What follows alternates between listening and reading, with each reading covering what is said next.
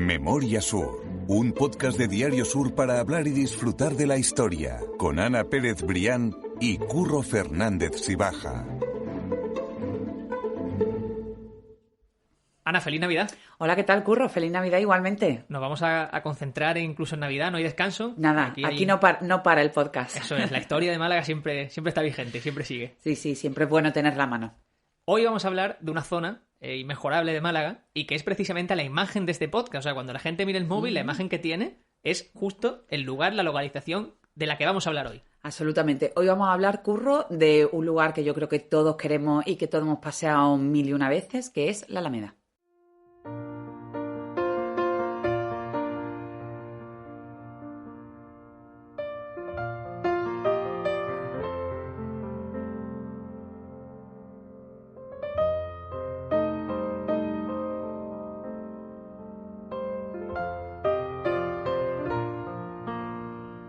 Yo tengo el recuerdo, Ana, de la Alameda, incluso a día de hoy, con la librería Luces o con mucho más comercio, que yo no sé qué recuerdo tienes tú de la Alameda, que bueno, tenemos una edad similar, pero seguro que tú tienes otros recuerdos. No, similar no. Tú eres mucho más joven y además tú seguramente en tu imagen más reciente, la imagen que se te haya quedado de la Alameda es la de la Alameda levantada, con todo el tema de las obras del metro. Sí, también. Y eso, pero sí que es cierto que, bueno, pues la imagen de la Alameda como gran arteria de la ciudad, más allá de Calle Larios, más allá del parque, con esos edificios fabulosos a ambos lados, con el tráfico.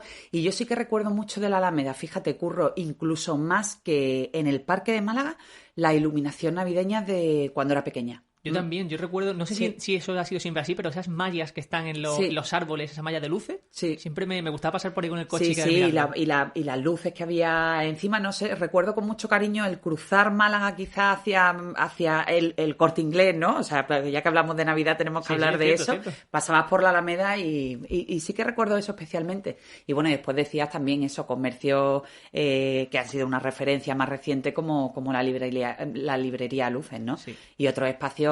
Yo creo que si hablamos de la Alameda, quizá hablaremos en otro momento porque tiene su propia historia y se merece un capítulo de podcast. Pero quien no ha ido a Casa de Guardia, ya que hablamos de Navidad, que es una tradición ir a la Casa de Guardia en Navidad, bueno, en Navidad y en todo el año, ¿no? Pero, cierto que pero sí que es cierto que tiene mucho sabor y mucho encanto en Navidad. Qué guay. Sí, desde luego, eso hay que tratarlo otro día. Antes esa Alameda era muy distinta y Francisco Bejarano, que fue escritor y que hemos mencionado muchas veces, dejó escrito que la Alameda, como Afrodita, nació del continuo besar de las olas sobre la arena. Y de hecho tú, a este artículo, en el que dejamos como siempre en la nota del podcast, lo titulaste "Antes todo esto era playa". Sí, bueno, lo que pasa es que mi titular al lado de lo que decía Bejarano queda un poco no, mal, pero gráfico. sí que es cierto que lo explica muy bien, ¿no? Porque era una franja, yo creo que todos sabemos que al final la historia de Málaga ha sido una historia de paulatina batalla contra el mar, ¿no? A favor de mar, y ha sido el crecimiento de una ciudad que se ha ido configurando y ha ido creciendo en función de los terrenos que se ganaban al mar. La Alameda no fue una excepción, todo ese tramo era playa, bueno, lógicamente no una playa como la entendemos hoy, sino era una franja de arena pues que fue naciendo pues a raíz de los continuos aportes de arena que hacía el Guadalmedina, y que bueno, que en un momento determinado las autoridades de la época consideraron, estamos hablando del siglo XVIII aproximadamente, del año 1783, que había llegado el momento de hacer un trazado urbano del que se encargó el ingeniero López Mercader, que bueno, que permitió dejar atrás ese arenal que además se extendía al otro lado de la muralla sur de la ciudad, y bueno, y empezar a configurar pues un lugar que se convirtió durante muchísimos años en el epicentro, pues no solo de la vida urbana, sino de la social, cultural, económica y política, ¿no? Y además también su importancia desde el punto de vista urbano fue que también permitió dejar atrás ese concepto de ciudad articulada exclusivamente en torno a la plaza central, ¿no? Esa centralidad fue dejando poco a poco paso a la gran avenida en la que se convirtió la Alameda. esa historia de la Alameda principal es, como tú decías, anterior incluso a la calle Larios, anterior incluso a esa obra que se hace en el parque. O sea que inicialmente sí fue un lugar clave, quizás justo a la Plaza de la Constitución. Sí, justo por méritos propios. Málaga.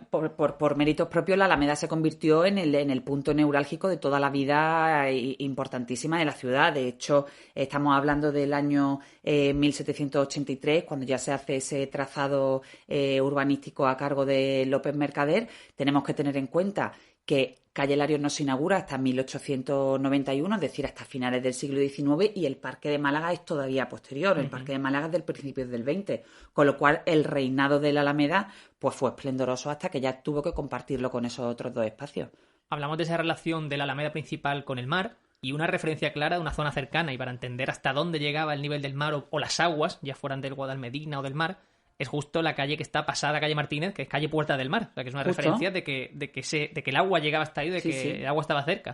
Cortina del Muelle también. Exactamente, es decir, que todo ese callejero guarda el sabor y guarda el recuerdo de que el agua entraba bastante en la ciudad, ¿no? Originalmente, y según se recoge, la Alameda era un paseo que iba desde la muralla sur, como tú estabas diciendo, hasta limitar al oeste con lo que es hoy Alameda Colón, pero que antes era el castillo de San Lorenzo. ¿Qué era ese castillo? O sea, ¿dónde estaba? Yo no tenía ni idea de que eso existía. Pues justo en la parte oeste de la Alameda, pero es una fortificación que se levantaba y que una vez que fue este trazado del que hablábamos, fue derruida para que la Alameda pudiera avanzar y crecer, pero en la reciente obra del metro, Curro, en las excavaciones arqueológicas y en las catas se han encontrado restos de este castillo de San Lorenzo, que como bien dice estaba al oeste.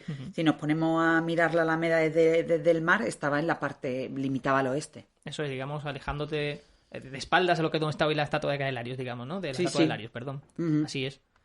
Y entonces, bueno, ya cuando comenzó la Alameda, efectivamente ya se acordó el derribo de la muralla y el derribo del castillo de San Lorenzo. Y bueno, el paseo original, estamos hablando de nada que ver con lo que lo entendemos hoy. Estaba formado solo por una doble hilera de árboles y sí que estaba ensanchada en la parte central, no había construcciones aún en sus laterales y, como decimos, estaba separado del mar apenas por una zona de pescadería y por una serie de casetas de madera donde se vendían comestibles. Finalmente, el 3 de noviembre de 1785, se congregó un nutrido número de personas para celebrar la inauguración de esa Alameda principal.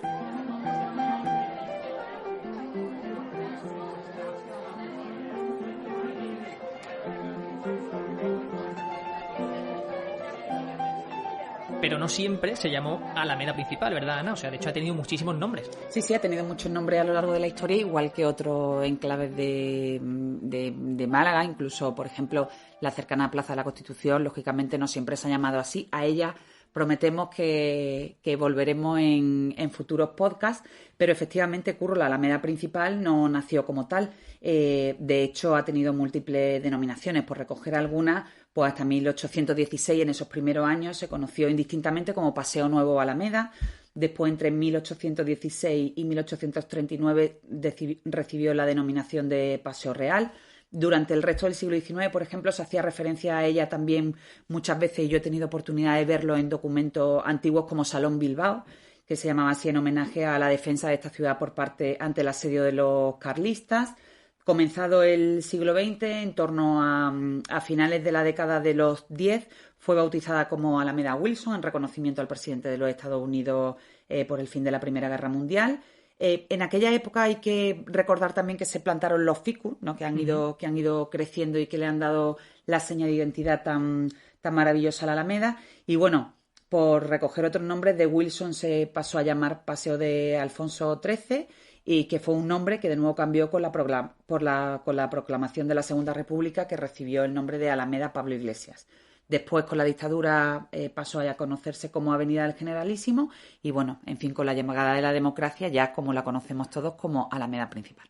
Me llama la atención todos los nombres que ha tenido, en muchos casos no relacionados con Málaga, y que claro, en una zona muy cercana, como la calle Larios, que hablamos hace un par de episodios, sobre todo esos nombres de personajes malagueños relacionados con Málaga que están en esas pocas calles, cómo la Alameda ha resistido a no tener un nombre propio Sí, o de una persona o de una porque figura también de hay que Málaga. tener en cuenta, Curro, que en aquellos años convulsos, estamos hablando del siglo XVIII y XIX, muchas veces el callejero cambiaba y descambiaba en función de los acontecimientos políticos. Uh-huh. Entonces, en el caso concreto de la Alameda fue un lugar que cambiaba el nombre de su calle en función de quién estuviera en el poder o en función de los acontecimientos internacionales que nos rodeaban, es decir, que hay también en esa evolución del callejero, que por cierto también recoge Bejarano en sus libros sobre la historia de Málaga y sobre sus calles, se aprecia también muy bien cuál ha sido nuestra propia evolución como ciudad, ¿no? No, incluso de hoy, justo antes lo mencionaba, nos sigue ocurriendo, la Plaza de la Constitución. Eso, obviamente, justo la Plaza de la Constitución era la plaza de las cuatro calles, la calle Lario era la calle Toril y bueno, y hacía referencia también a las callejuelas de calle Lario, pues ahí estaba la calle del Desengaño, la calle de Pescadores. Yo creo que es muy interesante conocer también cómo se llamaron antes las calles, ¿no? Sí, a mí eso me llama mucho la atención, por saber exactamente también qué había allí o qué cosas eran los que llamaban la atención en aquella época. Ana, si hablamos de la Alameda, tenemos que hablar, por supuesto, de las grandes familias de Málaga, del clan de la Alameda que hemos mencionado en otros podcasts. ¿Quiénes eran esos malagueños, esas familias que empezaron a acogerse en esas casas que se situaban en la Alameda?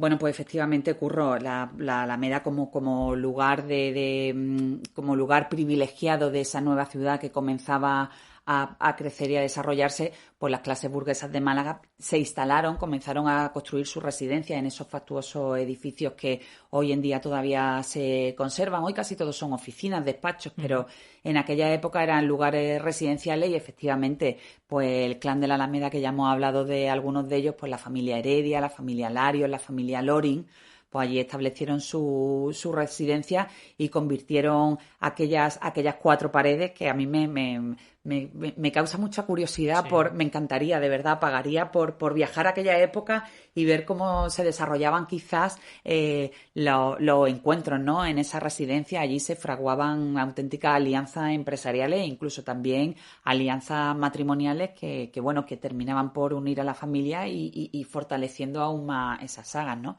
Hace un par de semanas, creo, Curro, hablábamos de Amalia Heredia, de la hija de Manuel Agustín Heredia, que se casó con otro otro protagonista de las grandes sagas, con Jorge Loring, y de hecho cuando se casaron al principio de ese matrimonio, hasta que se fueron al Jardín de la Concepción, vivieron en la Alameda, ¿no? En ese núcleo del gran clan de la Alameda, y que fue el responsable del desarrollo de Málaga. O sea, que había la élite de Málaga en aquella época y eso, y lo que dices, se fraguaban matrimonios y se fraguaban alianzas todos los comerciales, intereses. industriales. Bueno, no es difícil imaginar que al final esas relaciones quedaban reducidas a esas 5 o 6 familias que marcaron para bien el devenir de la historia de Málaga. Hay una cosa que se ha quedado en el tintero y no quiero pasar porque creo que es interesante, y es que cuando se produce esa demolición del castillo de San Lorenzo y de las murallas, hizo que se conectase esa Alameda con la Alameda de Colón. Pero la Alameda de Colón no se llamaba así tampoco. No, tenía otro tampoco. nombre, una historia muy chula. Ya que estamos hablando de ese cambio de nombre, la Alameda de Colón se llamaba la Alameda de los Tristes. Hay un par bueno, seguro que quizás quien no esté escuchando tendrá muchas más. Yo he llegado a conocer un par de orígenes y de causas por qué se llamaba así. El primero de ellos es porque era una zona muy oscura, muy sombría, y bueno, a la caída de la tarde como que se quedaba en calma, en sosiego, y era un poco el contrapunto al bullicio de la Alameda, que ya había comenzado a nacer, ¿no? Y después otro de los orígenes por el que yo casi más me decanto, porque además viene de la mano de Maripepa Lara, que es una de las personas que mejor conoce nuestra historia de la ciudad y que trabajó durante años a pie de archivo municipal al lado de esa Alameda de los Tristes, que me comentaba hace relativamente poco que se llamaba así porque ahí era donde iban a pasear, Curro, los viudos de la ciudad. Entonces, bueno, encontraban ahí en ese paseo su tranquilidad, a personas que habían pasado por lo mismo que ellos y, bueno, y quizás, quién sabe, la segunda oportunidad para rehacer sus vidas, ¿no? Qué fuerte, ¿no? Sí, me parece. Maripepa, sí. Lo que diga Maripepa, a mí sola. Si volvemos entonces a la Alameda principal, en el siglo XIX, ese enclave siguió evolucionando y empezó a contar con elementos que la mejoraron, como el hecho de tener luz propia, básicamente. Sí. Ya en los años 30 pues ya disponía de iluminación propia con farolas de aceite. En 1852 se incorpora el gas a las 52 luces del paseo Y bueno, por hablar de los detalles que tenía la Alameda, pues se le consideraba como un pequeño salón mundano al aire libre, ¿no? Tenía árboles, fuentes, flores, estatuas, un pequeño teatro desmontable, incluso un tablao en el que, bueno, un tablao no como tablao flamenco, sino un tablado donde las bandas de música y se daban pequeños conciertos y bueno, aquello hacía las delicias de la gente que paseaba por ese casi único lugar de esparcimiento que existía en la ciudad, ¿no? De nuevo, en este caso había clases, Curro, porque había los bancos de piedra y con los respaldos de hierro estaban reservados para las clases más populares, más modestas, y después había como una especie de butacas, ¿no? Más confortables para los burgueses que ya habían comenzado a mudarse allí a la Alameda principal. No pensemos que era un suelo, digamos, como el de la calle Larios de a día de hoy, que era un suelo de mármol, al revés, un suelo más bien de tierra, ¿no? ¿Verdad? Sí, o sea, que las mujeres, a pesar de ir con esas galas en las que tenían que pasear, acabarían perdidas también. Sí, de hecho, hay muchas curiosidades que se decía que todo aquel que era alguien en Málaga, de todo tipo, ¿no? Que iba a la Alameda a pasear, el paseo o la época de paseos, porque también había una época de paseo fijada en el calendario, comenzaba más o menos en el Corpus, terminaba en torno al arranque del otoño y normalmente el paseo se hacía a la caída de la tarde, Curro, en torno a las 8 de la tarde. Volviendo a ese paseo de tierra, pues las señoras iban allí con sus mejores galas, pero bueno, se montaban importantes polvarreras, sobre todo en los días más secos, con el paso de esas enaguas y esos vestidos largos de las señoras, calle arriba, calle abajo por la Alameda. Es curioso imaginarlo. Hay una anécdota que he recogido de un libro de Diego Ceano. El libro se llama Pasear por Málaga, por si alguien lo quiere echar un ojo ahora para Navidad, que le puede venir bien para regalos. En el que cuenta que la reina Isabel II visitó Málaga en octubre de 1862 y que un mes antes a esa llegada se acordó construir un total de 7 fuentes a lo largo de la Alameda principal para la visita de la reina, para agasajarla.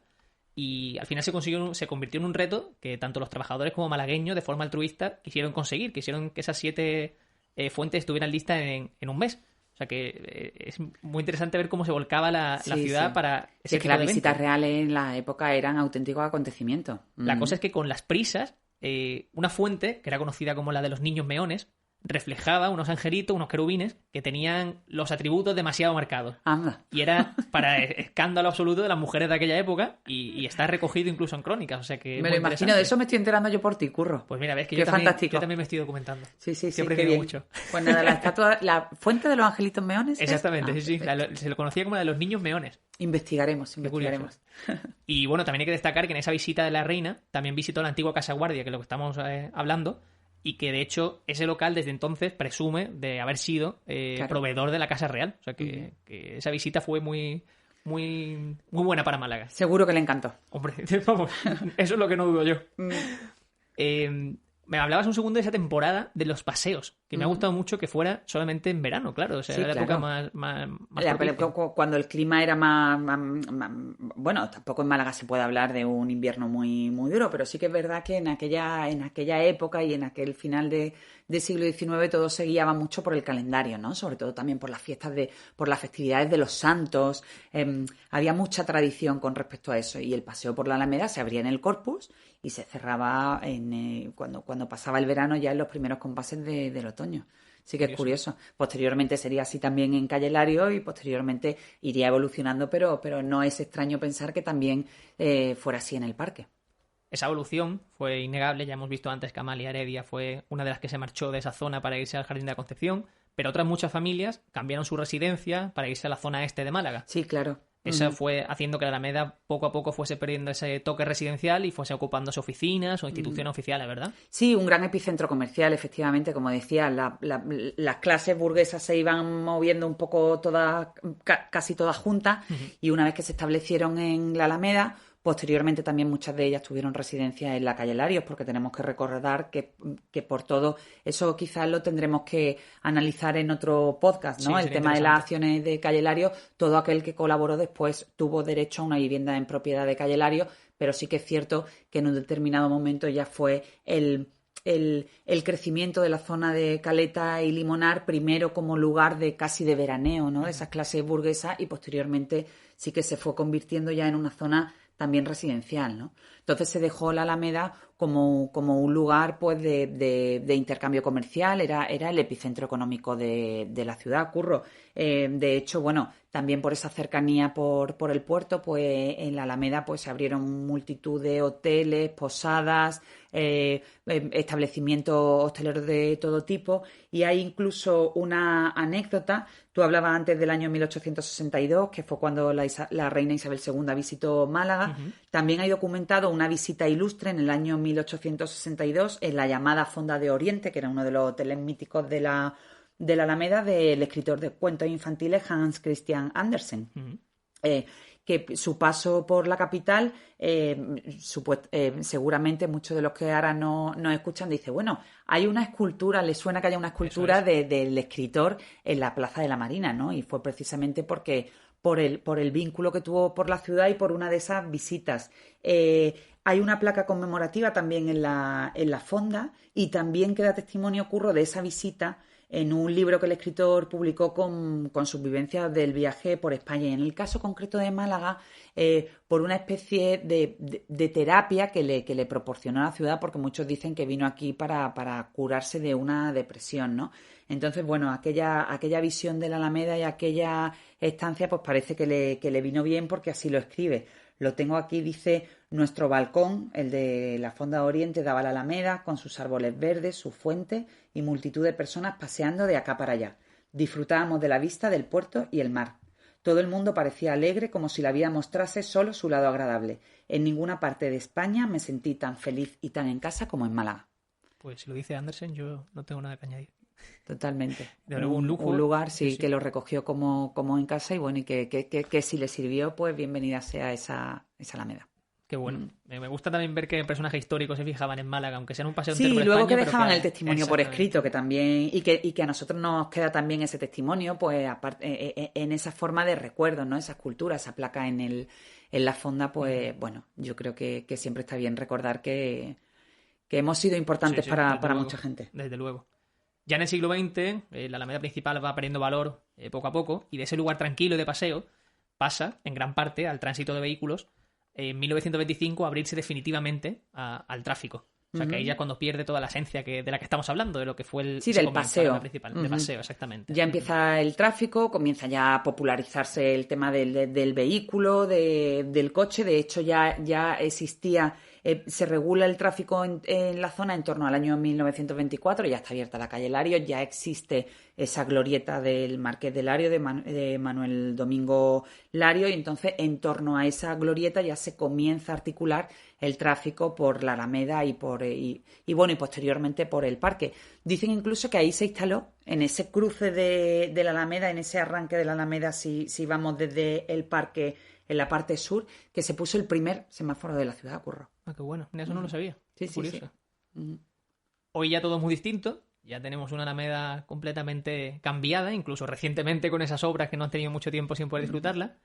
Y sigue siendo igualmente un epicentro de Málaga y una zona envidiable. A mí me gusta mucho el resultado de cómo ha quedado. Sí, la verdad es que se ha devuelto, ¿no? Ese espacio al peatón, y bueno, aunque ahora esté un poco triste por las circunstancias que vivimos, y da un poco de, no sé, de pena pensar que bueno, no solo también por la obra que ha vivido del metro, sino por toda esta circunstancia extraordinaria que estamos viviendo, muchos de sus comercios se han tenido que reinventar, incluso que marcharse, ¿no? Pero bueno, seamos optimistas. Yo creo que la Alameda ahora mismo tiene peatones, tiene coche, y en breve también tendrá metro. Eso indudablemente será un impulso, y bueno, volveremos a recuperarla como uno de nuestros espacios más queridos en Málaga, Curro. Desde luego. Y seguiremos paseándola y volveremos a Y viendo la iluminación navideña, como recordamos de pequeños. Sí, es verdad. Ana, muchas gracias, como siempre. Nada, gracias a ti siempre. En las notas del podcast tenéis todas las referencias, podéis consultarlas, seguidnos en redes sociales, compartidlo en redes sociales también estos podcasts, que nos haréis muy felices y que nos tienen al otro lado para lo que necesiten. Absolutamente, aquí estamos. Eso es. Quiero felicitar el año, eso sí. Para la próxima vez que nos veamos será en 2021, así que quiero felicitar el año y agradecer a todo el mundo en estas fechas que nos escuchen y que nos sigan apoyando como lo hacen, la verdad. Sí, esa buena acogida, una de las cosas buenas que ha tenido, yo creo que para ti, para mí, Desde este luego. 2020 ha sido descubrirnos, Curro, y poner en marcha este podcast. Bueno, como dice mi compañero, feliz entrada de año a todo el mundo, y que bueno, que dejemos atrás esta extraña normalidad y calma, paz y paciencia Eso en es. este 2021 que llega. Pues Ana, mil gracias. A ti siempre, Curro. Memoria Sur es un podcast de Diario Sur. Escucha un nuevo episodio cada semana en iVoox, Spotify, Apple Podcasts y consulta las referencias de este episodio en diariosur.es.